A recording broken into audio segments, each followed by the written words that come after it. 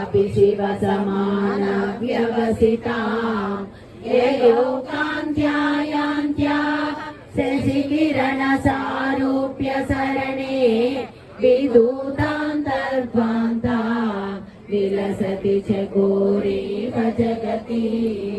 समुन्मीलः संवित् कमलमकरन्दैकरसिकम् भजेऽहं सद्वन्दम् किमपि महतां मानसचरम् यदालापानष्टादश गुणितविद्या परिणति यदा दत्ते दोषात् गुणमखिलमद्यपयैव तदस्वादिष्टाने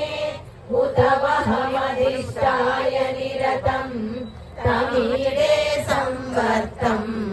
जननि महतीं तां च समयाम् यदा लोके लोकान् दहति महती क्रोधकलिते तयात्राया दृष्टिः शिशिरमुपचारं रचयति तटिध्वंसं